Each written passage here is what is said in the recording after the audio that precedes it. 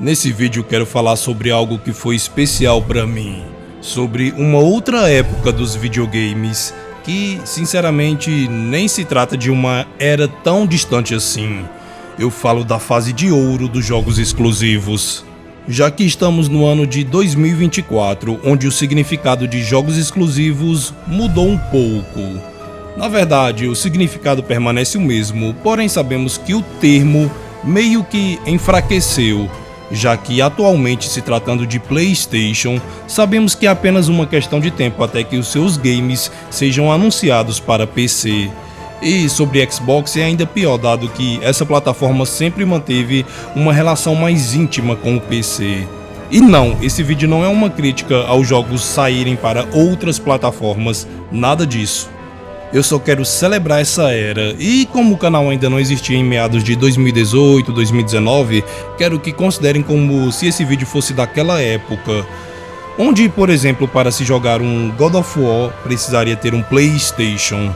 Dito tudo isso, agora eu falo que irei ranquear os 10 melhores exclusivos do PlayStation 4. Mas quem não me conhece pode estar se perguntando, e quem é você? Isso é fácil de responder. Eu sou SDK. E aí, meus brothers, beleza? Caçadores chegam no ataque visceral no like, se inscrevendo no canal e badalando o sininho para receber todas as notificações. Bora!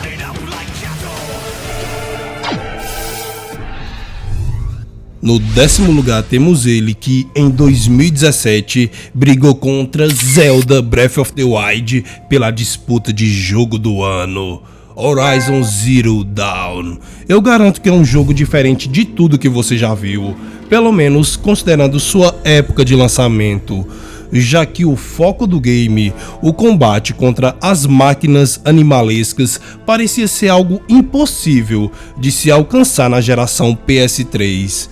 Mas agora, falando mais abertamente do jogo em si, Horizon Zero Dawn é um jogo de ação e aventura desenvolvido pela Guerrilla Games e lançado em 28 de fevereiro de 2017.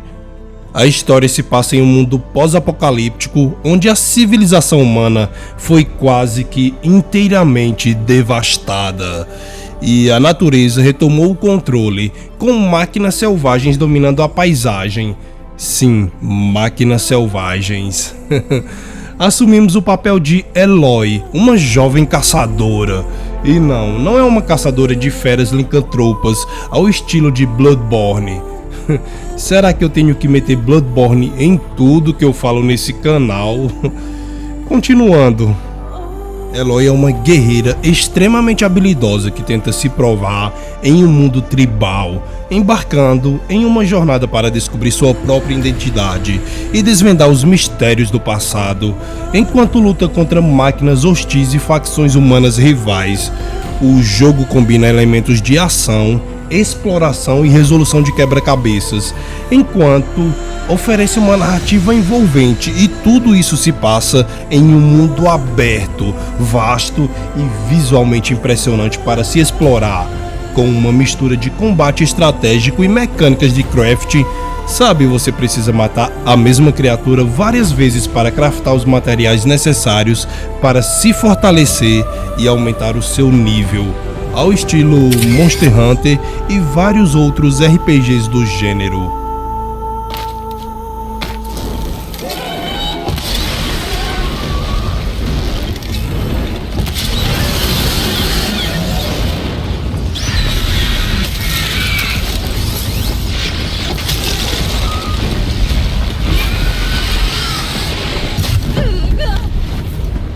Horizon Zero Dawn cativa os jogadores com a sua jogabilidade dinâmica e extremamente divertida, onde temos como foco o combate usando arco e flecha, que de longe, pra mim, é o ponto forte do jogo, já que o jogo te passa bem a sensação de caçar máquinas gigantescas usando um arco e flecha. É realmente majestoso, meu irmão. Eu até confesso para vocês que eu nunca cacei uma máquina gigantesca usando um arco e flecha, Porém, imagino que seja a exata sensação que o game tenta te passar. Em contrapartida, também temos o combate corpo a corpo, que ao meu ver deixa muito a desejar. Na minha opinião, faltou empenho no combate corpo a corpo, principalmente contra inimigos humanos, sendo para mim o ponto mais baixo do game. Tá certo que o combate corpo a corpo não é o foco do jogo, mas ainda assim acho que isso mancha um pouco a imagem do mesmo. E é por esse motivo que Horizon Zero Dawn não obteve posições mais altas no meu ranking. Sim, cara, é o meu ranking. Então é a minha opinião extraída do puro suco do meu gosto pessoal. Mas lembre-se que o debate estará para sempre aberto aí nos comentários. Conheça e se aventure em uma história intrigante sobre o destino da humanidade e os mistérios de um mundo pós-apocalíptico dominado por máquinas em Horizon Zero Dawn.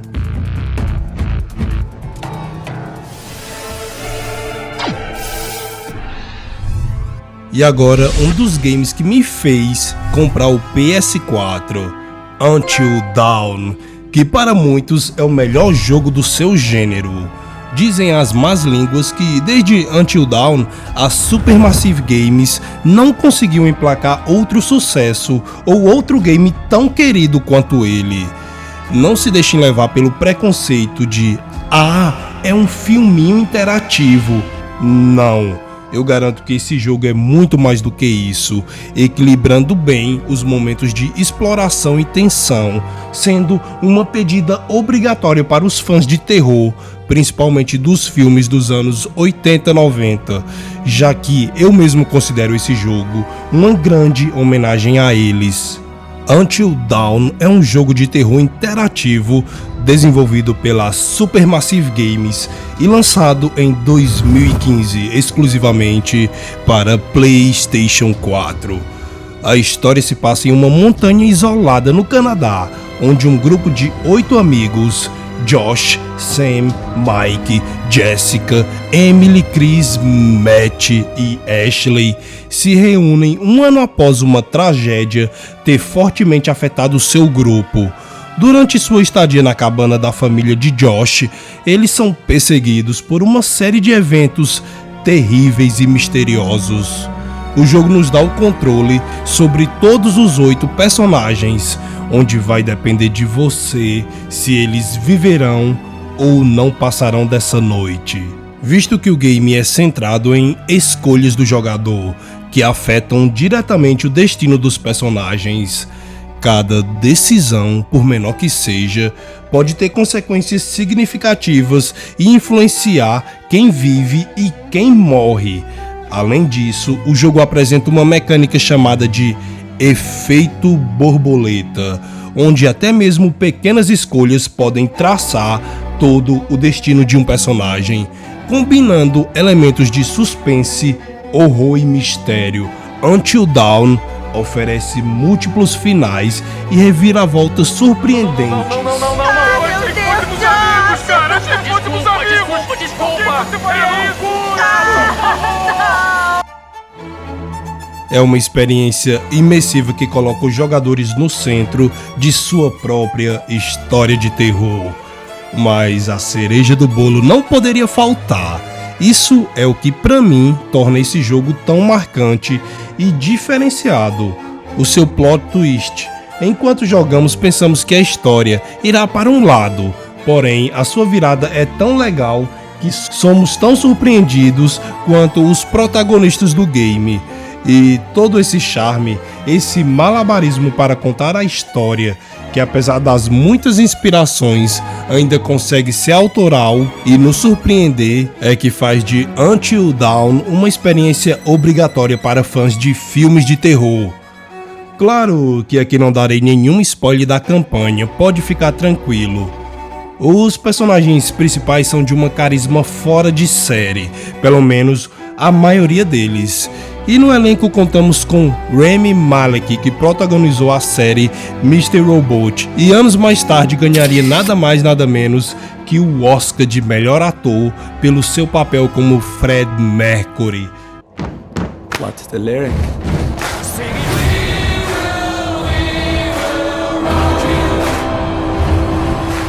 Então, meu amigo, deixe o seu preconceito de lado e dê uma chance a Until Dawn. Momentos de tensão não irão faltar. Você precisa me ouvir. Eu não tô nem aí se vai acreditar ou não.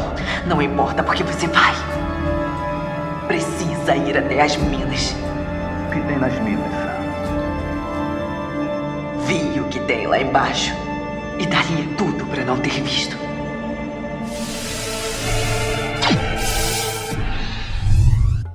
Eu realmente estava pensativo sobre isso, mas bastou revisitar o game que minhas dúvidas foram cessadas. Com toda certeza, mesmo esse jogo sendo um standalone e tendo toda uma relação com um outro grande jogo, merece sim seu lugar no ranking. Em 8º lugar, temos Uncharted: The Lost Legacy.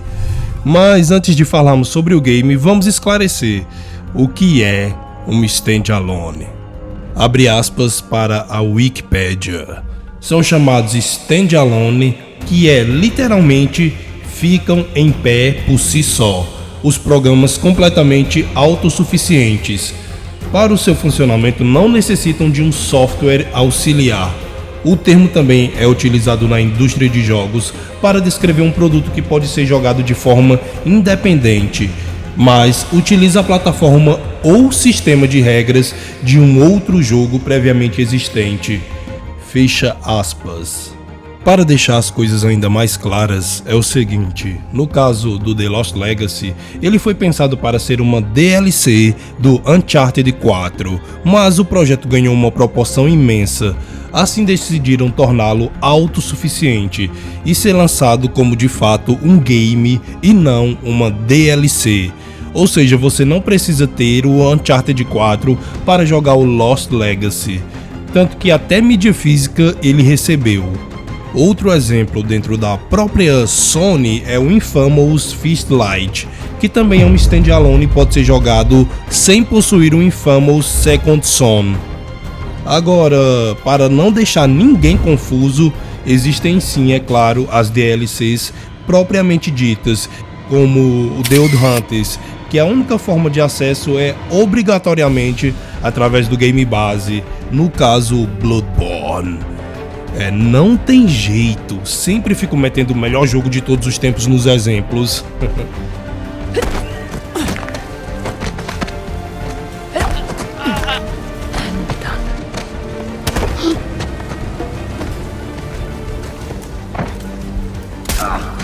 Uncharted: The Lost Legacy é um jogo de ação e aventura desenvolvido pela Naughty Dog e lançado em 2017. Apesar de ambientado no mesmo universo da série Uncharted, o game segue um novo protagonista. Ou melhor, uma nova protagonista, Chloe Frazer, uma mercenária habilidosa e super carismática, talvez tão cheia de carisma quanto o ladrão Nathan Drake.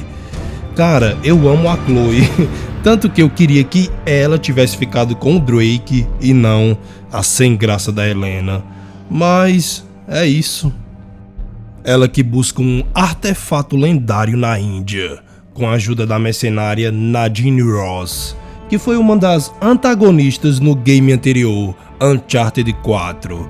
Elas embarcam em uma jornada perigosa pela paisagem magnífica da Índia, enfrentando inimigos e resolvendo quebra-cabeças enquanto buscam o Tusk of Ganesh, um artefato antigo de imenso poder.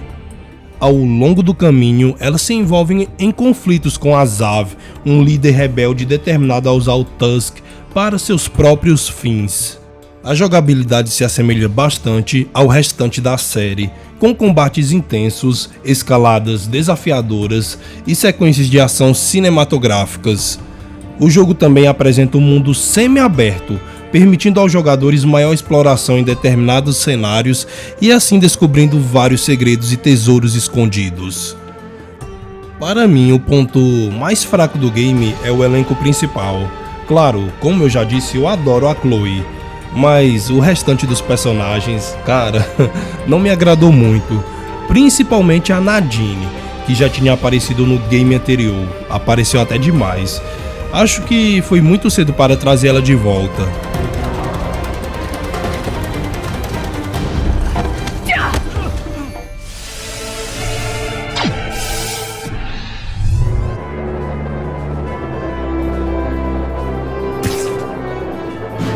GTA de soltador de teia. Sorry amigos, piada interna. Eu admito que quando esse jogo foi anunciado e conforme o seu lançamento se aproximava, eu torci o nariz para ele, cara. Apesar do Homem-Aranha ser o meu herói favorito da Marvel, esse jogo não conseguia chamar a minha atenção positivamente. Para mim, tudo o que eu via era muito superficial, era só mais uma cópia da franquia Arkham. E que bom que eu estava completamente enganado. Assim, claro que, como todos sabemos, há sim muitas inspirações na trilogia de jogos do morcego. Porém, Marvel's Spider-Man vai muito além dessas inspirações. Não lembro bem como eu obtive ele, mas acho que foi em um rolo com algum amigo. Daí, cara, me bastou jogar meia hora, sei lá, 20 minutos, e eu já estava completamente imerso naquele mundo.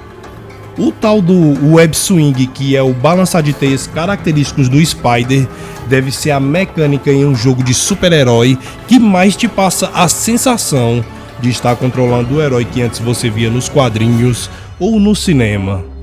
É realmente fantástica e muito viciante. Mas não somente o web swing é digno de elogios, como todo o combate do game. E essa parte sim se inspirou bastante nos games Arkham. Sinto muito, mas comparações são inevitáveis. Sabe aqueles games do passado, da geração 8 ou 16 bits? Os famosos beat'em up, conhecidos popularmente como briga de rua?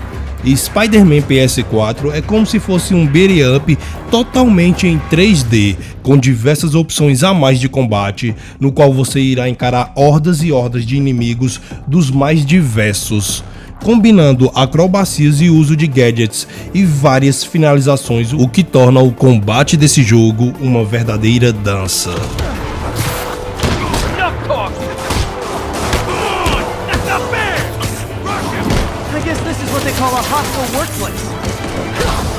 Marvel's Spider-Man é um jogo de ação e aventura desenvolvido pela Insomniac Games e lançado exclusivamente para PlayStation 4 em 2018.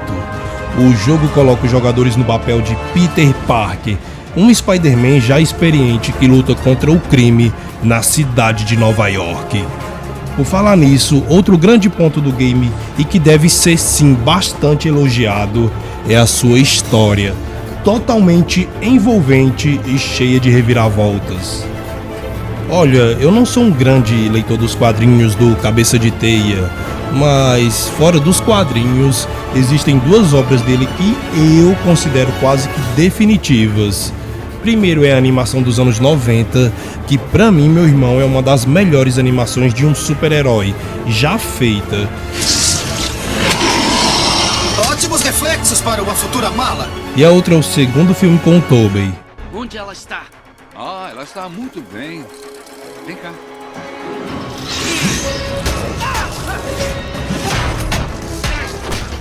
Contudo, eu curti tanto a história desse game que ele adentrou no meu hall pessoal de melhores mídias do Homem-Aranha, das quais eu tinha conhecimento, é claro, deixando todos os outros filmes e animações para trás. O enredo desse game é realmente sensacional, principalmente levando em consideração ser um jogo de herói. Porém, meu brother, nem tudo são flores. Os pontos mais baixos do game são os NPCs sem carisma e missões que, mesmo com uma certa variedade, acabam se tornando extremamente repetitivas. Como acabei de falar, eu amei, cara, a campanha desse jogo. Porém, platiná-lo foi sofrido, é muito chato e repetitivo. Só que, obviamente, cara, não vamos julgá-lo pela platina. Afinal, isso é uma questão à parte. Então saiba que Marvel's Spider-Man oferece uma experiência autêntica do Homem-Aranha, que cativou tanto os fãs quanto os jogadores em geral.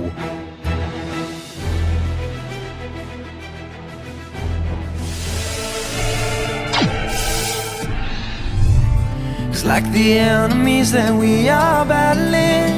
Resident Evil ou The Last of Us, só que em mundo aberto. Não importa como queiram chamar, mas Days Gone marcou a geração passada. E, na minha opinião, marcou positivamente. Falo isso porque eu lembro da enxurrada de críticas negativas que esse game recebeu logo no lançamento. E em sua maioria eram críticas à sua performance, com muitas quedas de FPS e bugs à torta e à direita. Contudo, já deve ter ficado claro que as críticas negativas não refletem a minha opinião sobre esse jogo. E olha que ele foi um dos poucos que eu peguei logo que saiu, em uma época, meu brother, onde um lançamento custava R$250. Porra, tudo isso? Admito que a minha experiência foi em um PS4 Pro, que de certeza fez com que o game rodasse melhor, porém já conversei com amigos que jogaram no Play 4 base e também tiveram pouquíssimos bugs. Mas falando do jogo em si, Days Gone é um jogo de ação e aventura de mundo aberto desenvolvido pela Bend Studio e lançado em 2019 para PlayStation 4.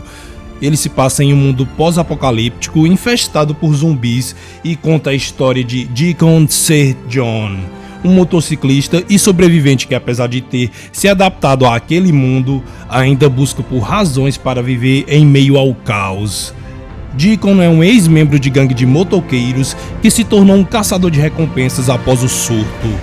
Ele luta para sobreviver enquanto busca sua esposa, Sarah, que, apesar de acreditar que ela possa estar morta, ele não perde a esperança de encontrá-la com vida.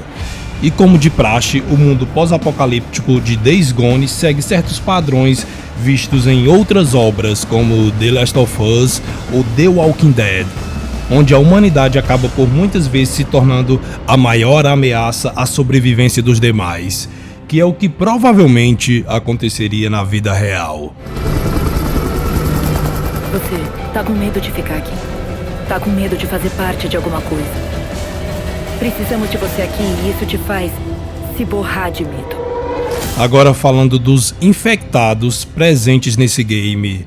Os Freaks, que não são zumbis tradicionais, sendo criaturas selvagens, rápidas, ferozes e que de certa forma apresentam comportamento animal. Os Freaks também mostram algumas mudanças e variações, mas tendo como maior característica e ponto chamativo do game, as hordas. Sim, muitos desses zumbis andam em hordas, com dezenas de inimigos. E meu brother, cara, como é foda enfrentar essas hordas. De início é bem difícil e não recomendado, mas conforme a progressão vai acontecendo, encarar as hordas é parte fundamental do jogo, sendo pra mim o mais divertido nele.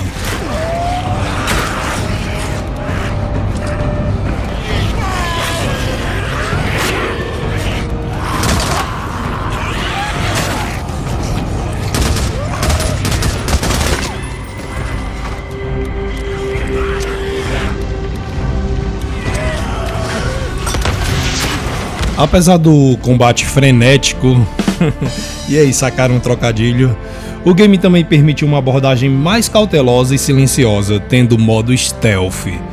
O jogo também possui combate corpo a corpo com armas brancas, assim como em The Last, mas ele brilha mesmo no tiroteio desenfreado. Fora o combate, outro ponto a se exaltar de Days Gone é a gameplay ao que se refere na exploração, já que podemos optar por explorar aquele mundo a pé ou ao lado da verdadeira protagonista da história, a moto do Deacon. Meu irmão, como é delicinha andar de moto nesse game. E não é algo jogado assim, algo feito nas coxas. Pelo contrário, é muito bem feito, tendo até gerenciamento de gasolina e tals. Fora a sensação, cara, de realmente ser um motoqueiro em um mundo desolado, repleto de perigos. Os jogadores devem gerenciar recursos como kits de primeiros socorros, combustível e munição para sobreviver. Coletar itens e realizar missões para ganhar experiência e melhorar as habilidades de Deacon. Desbloquear novas armas e equipamentos à medida que avançam na história. E, é claro, personalizar a moto. Os pontos negativos para mim são a baixa variações nas skins dos NPCs que interagimos nas missões secundárias. Cara, eu lembro de ter salvado o mesmo carinha umas 3 vezes. E na estrutura dessas mesmas missões, que parecem seguir um padrão bem definido, tornando a maioria delas bem repetitivo. Ainda assim, o meu saldo com Days Gone é muito positivo. Então, na minha opinião, Days Gone é um jogo muito injustiçado e que merecia demais uma sequência. Mas isso, meu brother, é assunto para um outro vídeo.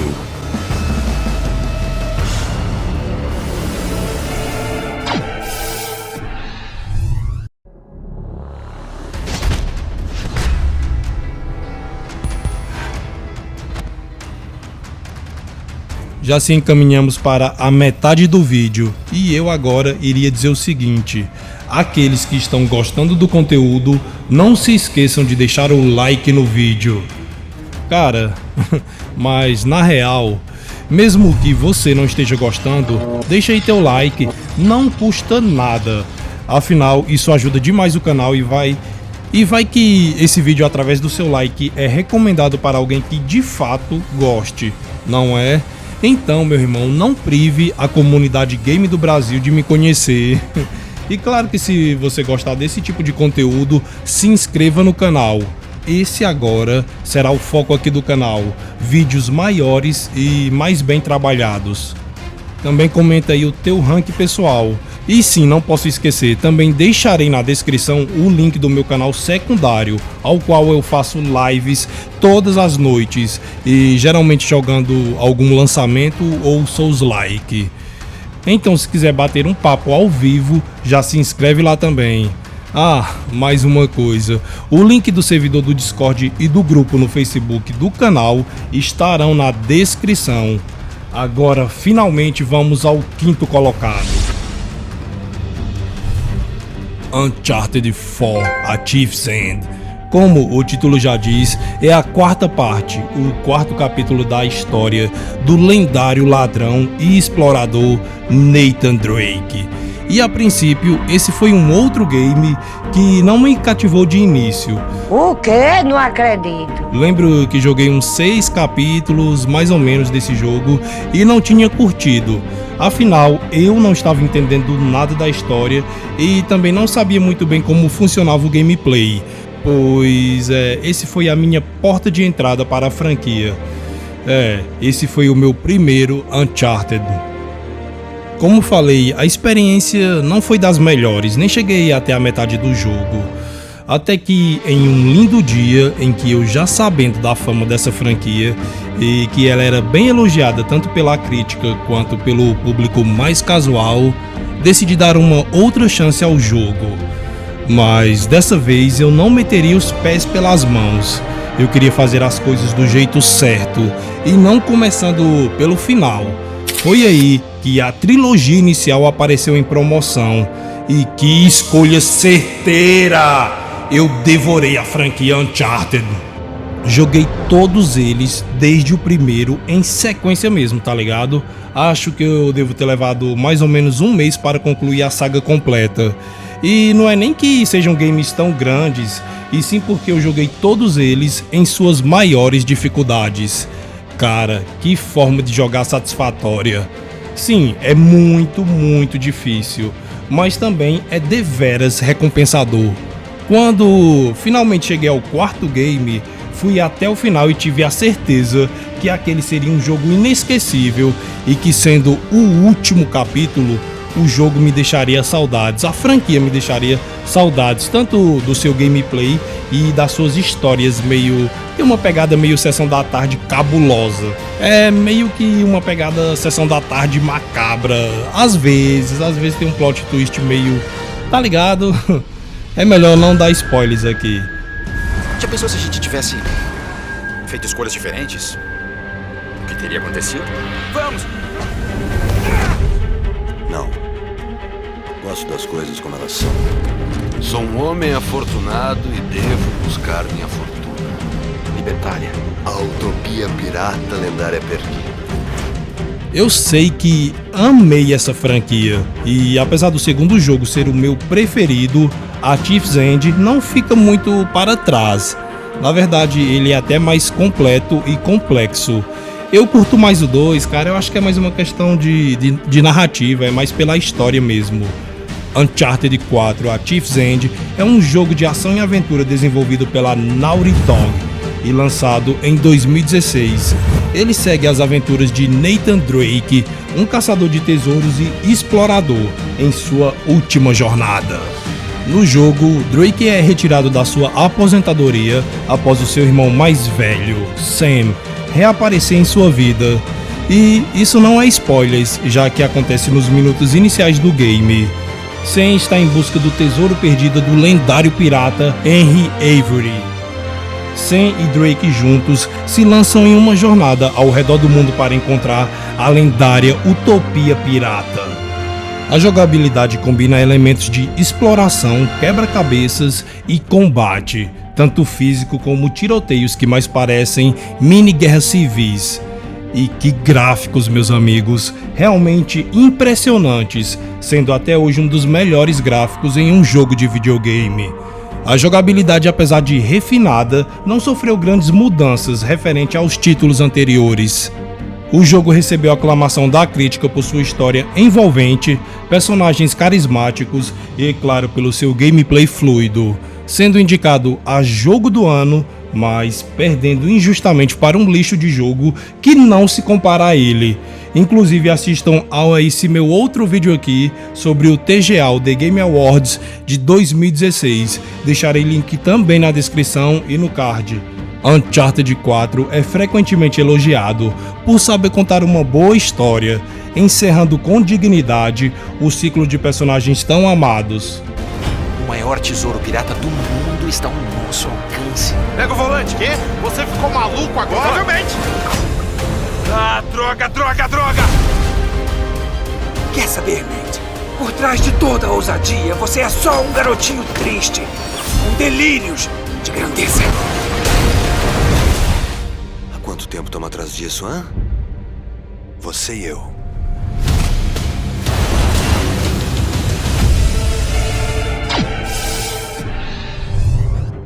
Admito que esse quarto colocado só fica na frente do Uncharted 4 devido ao seu estilo de combate, que me agrada bem mais. E não poderia ser outro senão Ghost of Tsushima. Vamos matar os mongóis e recuperar o controle da ilha de Tsushima. Antes do lançamento do mais atual Souls-like da From Software, o Elden Ring, eu costumava dizer que Ghost of Tsushima era o jogo em mundo aberto com o melhor combate já feito. Porém, quando se trata de combate e gameplay, é bem difícil competir com a From Software, já que esses aspectos são os focos quase que exclusivamente de seus games. Gosto de falar isso para vocês terem a noção de como eu curto os duelos desse jogo. Contudo, meus brothers, eu confesso que de início o amor pelo game não foi imediato, pois para mim ele sofre de um mal meio recorrente da indústria, o mundo aberto. Confesso que não sou um grande fã de games nesse estilo. Meus amigos, eu entraria em um monólogo sobre games mundo aberto que duraria quase 10 minutos. Achei melhor cortar essa parte para o vídeo não perder o foco, mas no futuro com certeza eu trarei esse debate. Continuando, não curti o Ghost desde o início porque eu me senti meio perdido naquele mundo. Me senti obrigado a fazer algumas quests que eu simplesmente não queria fazer. Na verdade, a única coisa que eu queria fazer era batalhar. Porém, esse sentimento logo foi embora com um pouco de paciência. E o mundo aberto daquele jogo me fascinou de um jeito, meu amigo, que eu percorri o mapa por inteiro e completei todas as missões do jogo.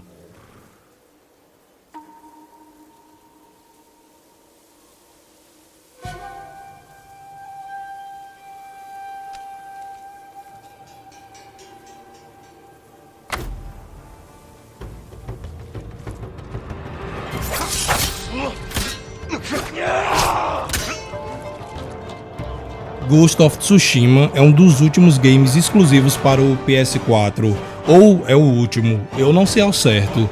Ele foi lançado já no final da geração, até acho que depois dele os games começaram a vir cross-gen.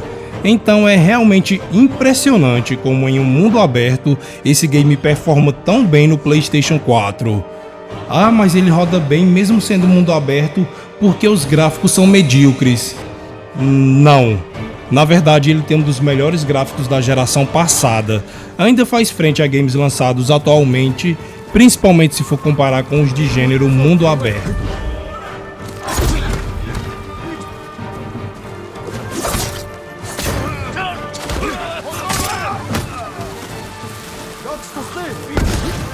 Ghost of Tsushima é um jogo de ação e aventura desenvolvido pela Sucker Punch Productions e lançado em 2020.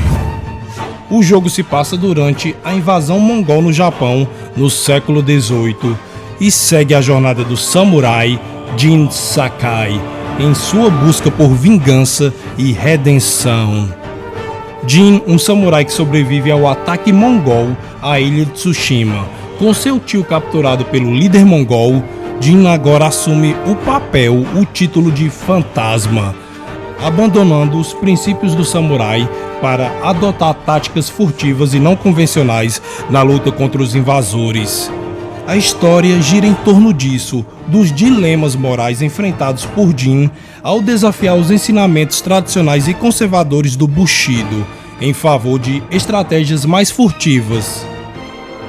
Eu até recomendo que vocês joguem em japonês, pois nessa língua o Jin Sakai é dublado por Kazuya Nakai, que é o mesmo dublador do Zorão da Massa em One Piece.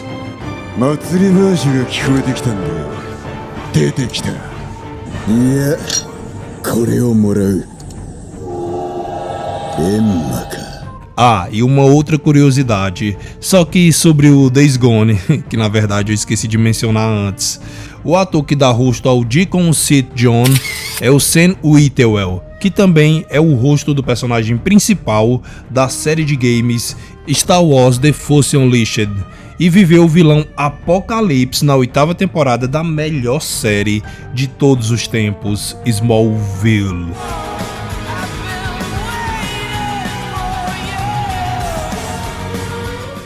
A jogabilidade combina elementos de ação furtiva e combate com espadas, permitindo que os jogadores escolham entre abordagens diretas ou estratégias mais sutis para enfrentar os inimigos. O sistema de combate é fluido e responsivo, com diferentes estilos de luta, no caso as chamadas posturas, que são eficazes para determinados tipos de inimigos.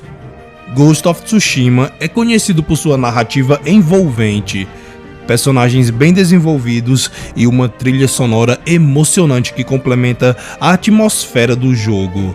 A ambientação histórica e a representação autêntica do Japão feudal tornam o jogo uma experiência cativante para os fãs de cultura japonesa e aficionados por samurais.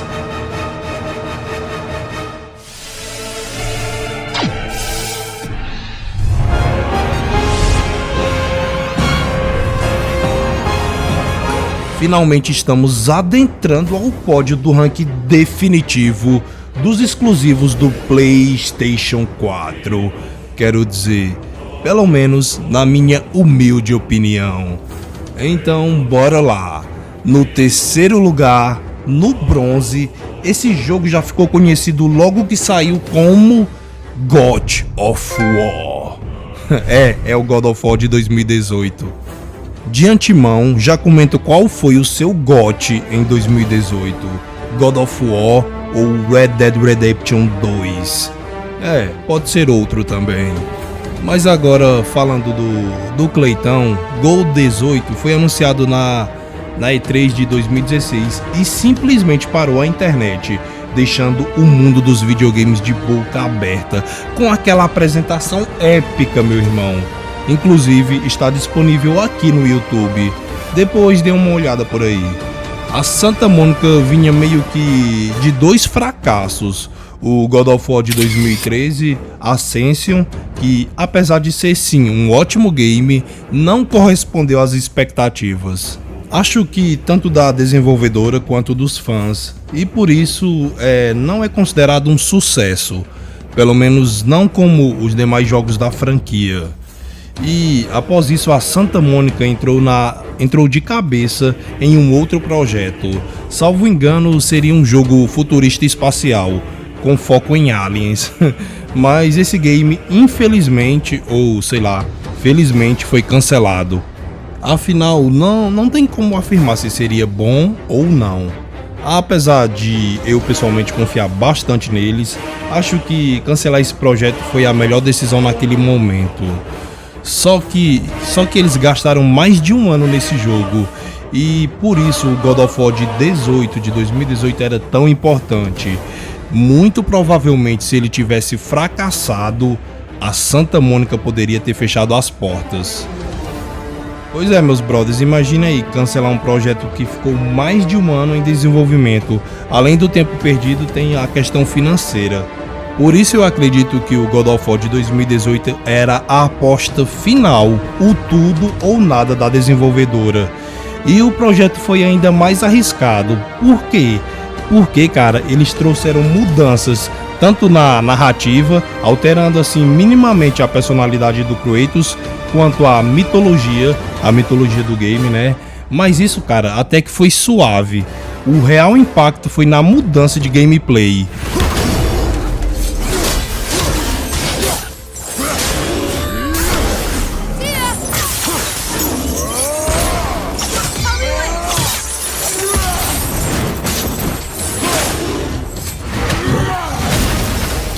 Deixando de ser um rápido hack and slash para se tornar algo mais cadenciado, estratégico, tá ligado? Com a famosa câmera por cima do ombro. Eu sei que o que eu vou falar aqui é praticamente moda hoje em dia, virou tendência, tá ligado? Mas não era assim em 2018. O que eu quero dizer que essa nova roupagem do God of War, da franquia, levantou até comparações com Dark Souls. Meio que o jogo teve leves inspirações em Souls-likes. Em 2016, quando esse novo Kratos foi anunciado, eu ainda não tinha jogado o capítulo anterior da franquia. Anterior cronologicamente falando, né? No caso, o God of War 3. Naquela época eu tinha parado de acompanhar o mundo dos videogames no PS2. Eu não tinha PS3, mas, cara, eu amava os jogos. O God of War 1 e 2, cara, tu é doido. E depois de ver o trailer daquele jogo, eu tinha decidido, meu irmão, após anos sem jogar nada, finalmente estava na hora de SDK retornar para os videogames. Comprei o PS4, peguei o God of War 3 remasterizado e pronto, fiquei no aguardo do lançamento do novo God of War. Valeu cada centavo. Ele foi um outro dos poucos games que fiz a pré-venda. E todo esse hype, essa ansiedade, a espera e, claro, a entrega. Porque sim, esse jogo entregou demais. Tudo isso, cara, foi uma experiência majestosa. Eu até costumo dizer que se meu PS4 queimasse depois de ter jogado aquele jogo, ainda assim teria valido a pena. Eu realmente fui imerso em um outro mundo totalmente diferente do que eu tinha deixado para trás na época do PS2. Agora tudo era maior e mais emocionante, e tudo isso graças ao God of War de 2018. Sem ele, eu com certeza não conheceria franquias como Dark Souls, Bloodborne e The Last of Us. Sem ele, esse canal não existiria. Matar um deus tem consequências! Por quê? Como você sabe? Como você sabe? O poder dessa arma e de todas as outras vem daqui. Mas deve ser equilibrado por isso aqui. Pela disciplina, pelo autocontrole de quem a empunhar. A história é centrada na jornada de Kratos e Atreus para espalhar as cinzas de Fei no pico mais alto dos 9 reinos. Durante essa jornada, eles enfrentam uma série de desafios, inimigos e descobertas sobre a verdadeira natureza de Atreus e a sua ligação com as divindades nórdicas. Além disso, o game recebeu elogios por sua narrativa emocional e profundidade de personagens, explorando temas como paternidade, redenção e a luta contra o destino. O jogo é conhecido pela sua jogabilidade intensa, combate visceral e elementos de quebra-cabeça. Esse, cara, é um dos poucos games que são excelentes, tanto na gameplay como na história. É um conjunto perfeito. A mescla, meu brother, de combate, exploração e resolução de enigmas também é fantástico e proporcional com a duração do jogo. O ponto mais baixo é a repetição de chefes. Claro que estou falando dos trolls. Mesmo com variações, eles se repetem ao longo de toda a campanha. Mas, em contrapartida, temos as Valquírias, que esses sim são chefes lendários e dignos da franquia God of War. Algumas dessas informações sobre o game eu peguei no documentário que a Sony Santa Mônica disponibilizou no YouTube. Eu esqueci o nome, mas é só procurar aí. E, meu irmão, assista. Assim, para os fãs, eu garanto, cara, que será emocionante. Além de ter curiosidades dos bastidores e alerta de spoilers, eu chorei. Agora eu sou um homem, como você. Não. Não somos homens. Somos mais que isso. A responsabilidade é bem maior.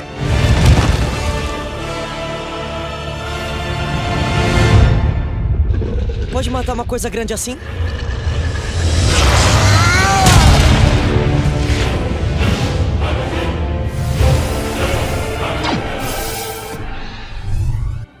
Só lembrando que esse vídeo, além de ser o meu ranking definitivo, também, cara, é um bom vídeo para apresentar esses games para quem não os conhece. Acho que eu estou fazendo um bom trabalho aqui. Então, meu brother, não esquece de compartilhar com aquele seu amigo gamer, não importa se ele já jogou ou não. E, cara, eu levei uns 3 dias seguidos para concluir esse roteiro. Além de muito extenso, ele também passou por diversas alterações. E nem sei quanto tempo vou levar na edição. Então, cara, eu preciso demais daquela forcinha. O seu like já basta. Conto com você, meu brother. Tá falando comigo? Sim, você mesmo, que chegou até aqui. Deixa o like. Depois que eu revelar o segundo lugar, o primeiro ficará óbvio. Mas, bora lá. O Souls-like definitivo. A obra-prima do artista Hidetaka Miyazaki. E exclusivo de PS4 até hoje, Bloodborne. Meus amigos, esse foi o meu primeiro Souls, e mesmo depois de jogar todos os outros, pelo menos da From Software, o Bloodborne permanece no topo. Esse jogo realmente, cara, me pegou desprevenido. E olha, cara, que foi tão desprevenido que eu comprei esse jogo por acaso. Eu lembro que o meu objetivo era comprar o The Evil Within 2. Queria demais, cara, jogar esse game, mas o frete estava um absurdo. Então eu pensei em colocar um outro game no carrinho, para fazer valer o frete, né? O frete tão caro, aí eu, quer saber, eu vou lotar o carrinho aqui de jogo. 2 jogos. Escolhi o mais barato. Adivinha só quem era? O mais barato do site, o Bloodão. Claro que antes de fechar a compra eu dei uma breve pesquisada sobre ele e vi que era um game bem avaliado. Daí eu comprei. Mal sabia eu que aquele se tornaria um dos jogos da minha vida e que superaria o jogo ao qual eu tinha comprado o console apenas para jogá-lo. Como eu disse anteriormente, foi o God of War. Bloodborne, mesmo não tendo uma narrativa tão cinematográfica ou emocionante como o God of War, ele ainda tem um enredo repleto de mistérios, reviravoltas e que causam discussões até hoje. Pra mim, ele tem de longe a melhor lore da From Software. E enquanto que seu gameplay faz frente ou é até melhor que o de franquias como o próprio God of War ou outros games da série Souls, que apesar do Bloodborne não conter tantas armas quanto os seus irmãos Dark Souls, cada arma aqui tem a sua personalidade e suas características únicas, alterando fortemente o gameplay, ainda possuindo uma transformação para cada uma delas.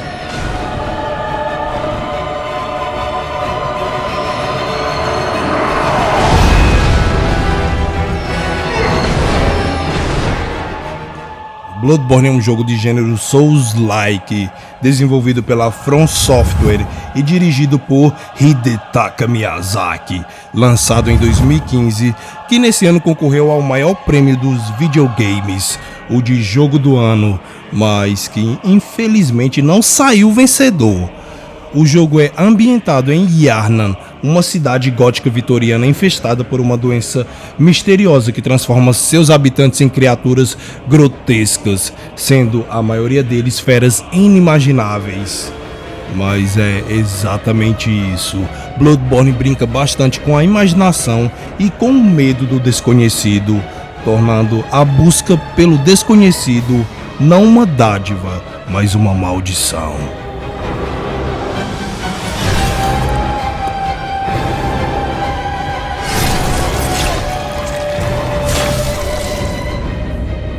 O jogo também é conhecido pela sua atmosfera única e assustadora, com design de monstros perturbadores e cenários macabros, onde a imaginação do Miyazaki brilha de forma incrível, sendo refletida diretamente na direção de arte do game. Bloodborne, diferente de outros Souls-likes, incentiva o ataque de forma rápida e agressiva, já que no game temos uma mecânica popularmente conhecida como roubo de vida, onde é possível recuperar HP atacando os inimigos após sofrer um dano em um curto espaço de tempo. Aqui você encontrará de chefes humanos a criaturas colossais, acompanhados sempre por uma trilha sonora de acelerar o coração, onde tudo o que importa é a superação do desafio.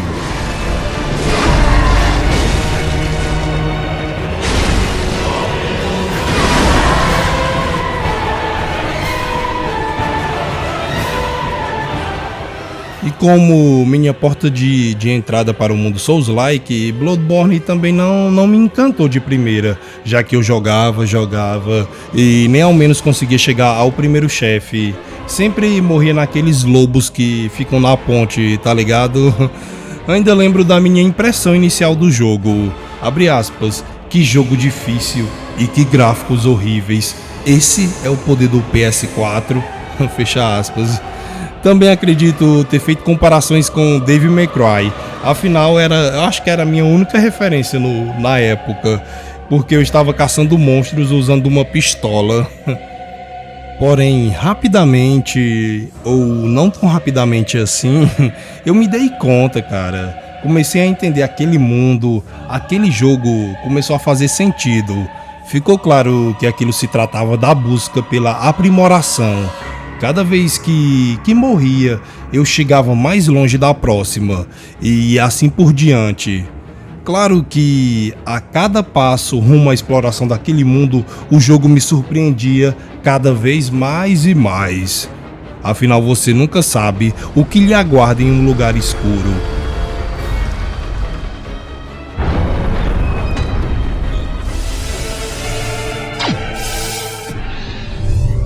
Confesso que esses 3 últimos lugares para mim são realmente difíceis de ranquear. São de longe os 3 jogos que eu mais curti no PS4, em geral mesmo, não falando apenas de exclusivos. Ou seja, se fosse uma lista de jogos não apenas exclusivos, esses 3 permaneceriam no pódio. E até já houve algumas alterações entre eles 3, mas depois de pensar bastante, resolvi que ficaria assim mesmo. Então, em primeiro lugar, temos o game que mais me deixou ansioso, que eu fiz a pré-venda dele, eu acho que uns 6 meses antes do lançamento, tá ligado? Pena que próximo de sair eu vi uma chuva de spoilers. Contudo, ainda assim tive uma experiência completamente brutal. Sim, o melhor adjetivo que posso usar para definir esse jogo é brutal. Claro que eu estou falando de The Last of Us Parte 2.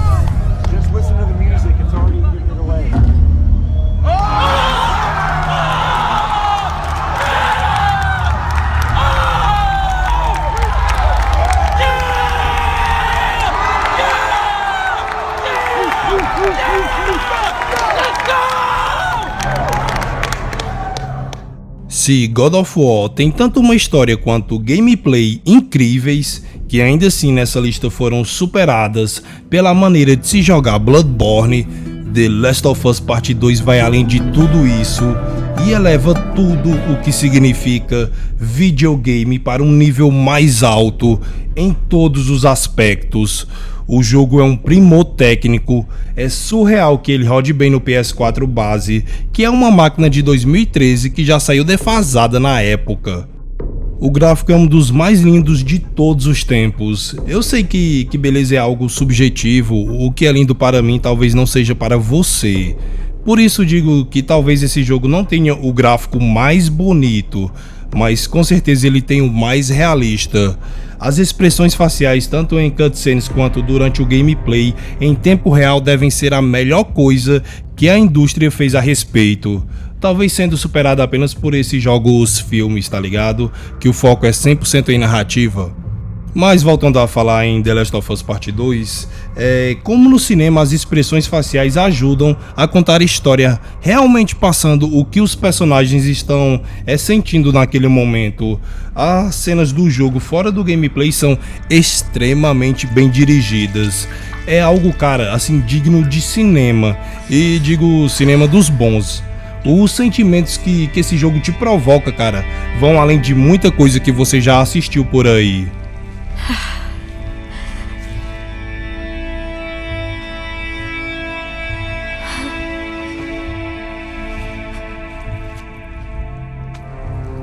Fiz ela falar.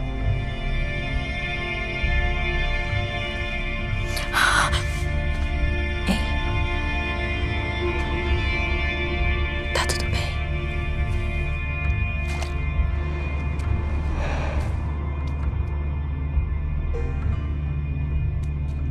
Sim, vamos tirar logo o elefante da sala.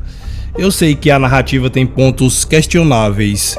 Eu mesmo, se pudesse, teria escolhido um desfecho diferente. Mas será que ficaria bom? Será que seria discutido até hoje?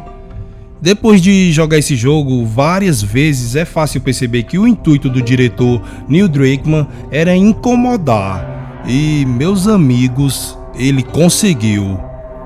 A história de The Last of Us 2 é completamente adulta. Aqui não há clichês. Ela desce rasgando na garganta. De fato, uma narrativa brutal. E isso é completamente refletido em seu gameplay. E é por isso que ele garantiu o primeiro lugar do meu ranking. Porque os dois alicerces desse jogo, história e gameplay, estão completamente alinhados de forma que um completa o outro, sendo The Last of Us Part 2 uma experiência devastadoramente brutal.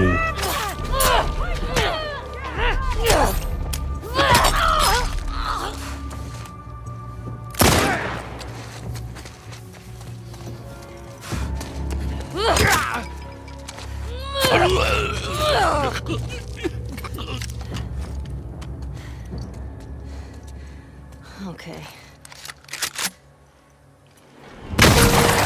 E trazendo mais uma vez o God of War para a pauta, vamos usar ele como exemplo mais uma vez. Cara, no God of War, apesar de eu achar a história e a gameplay excelentes, eu não acho que eles estão completamente alinhadas. Tipo, o gameplay você pode ver de uma forma visceral, até uma forma brutal, mas a história não reflete isso, tá entendendo? Já em The Last of Us não, é uma experiência, cara, 100% puxada para a brutalidade. Em outras palavras, eu quero dizer que a jogabilidade reflete aquilo que foi determinado pela história dessa franquia. Jogar The Last of Us 2 realmente te faz imergir naquele mundo onde tudo o que importa é sobreviver, mesmo perdendo sua humanidade no processo.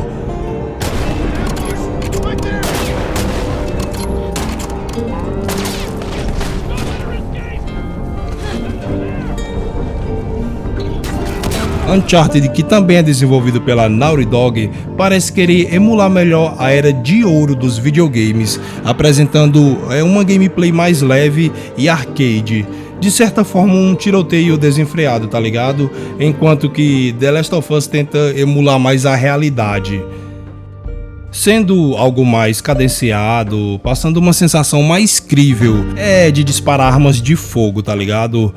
A jogabilidade baseada em combate tático furtivo, onde nossa protagonista precisa se esconder, planejar ataques e usar um ambiente a seu favor para derrotar os inimigos humanos e infectados.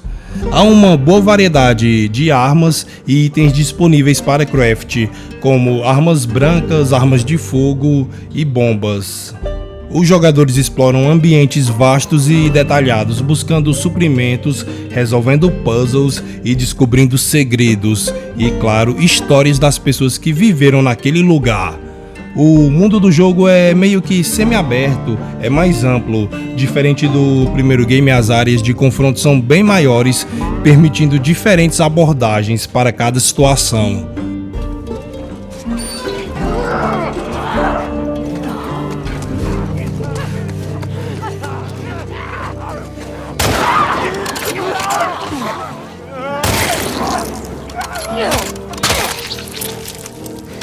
Agora, falando simplesmente, sem muita enrolação, o que eu mais gosto em The Last of Us é que a história te faz odiar certos personagens, às vezes até NPCs comuns, e o gameplay, cara, vai lá e te entrega a satisfação de matá-los, e geralmente de uma forma brutal.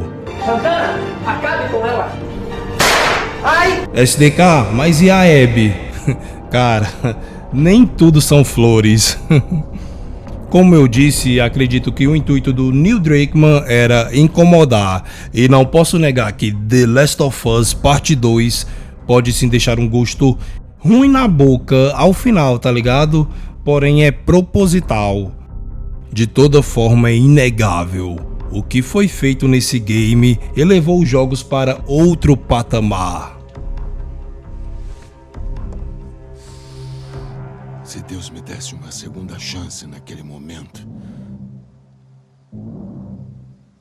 eu teria feito tudo igual.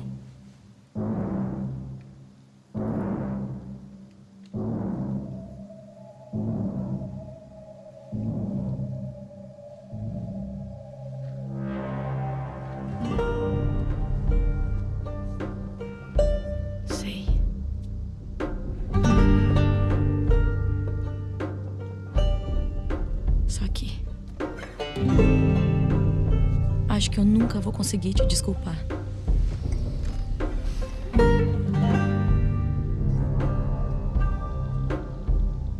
Mas tô disposta a tentar.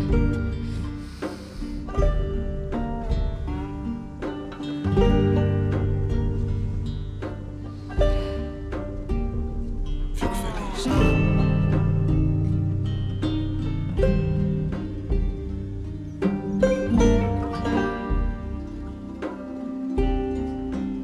Certo.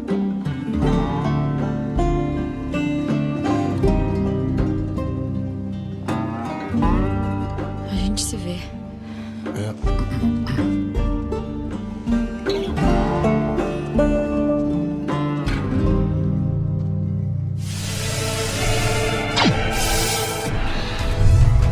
Eu não sei se ficou claro, mas nesse vídeo não considerei games que foram lançados simultâneos para PS4 e 5. Eu basicamente ignorei jogos que saíram depois do lançamento do PS5, como o Horizon Forbidden West e o God of War Ragnarok, por exemplo. O foco do vídeo é totalmente no PS4. Como já falei, queria ter feito esse vídeo antes, naquela época, mas o canal ainda não existia. Agora mudando de assunto, meus brothers, que vídeo trabalhoso. É sério, deve ter sido o vídeo mais complicado que já fiz. Então espero todo o seu apoio, tá ligado? Compartilha, deixa o like, comenta. É isso. Vou ficando por aqui, mas nos vemos aí nos comentários. Estou sempre respondendo a todos. Valeu e falou!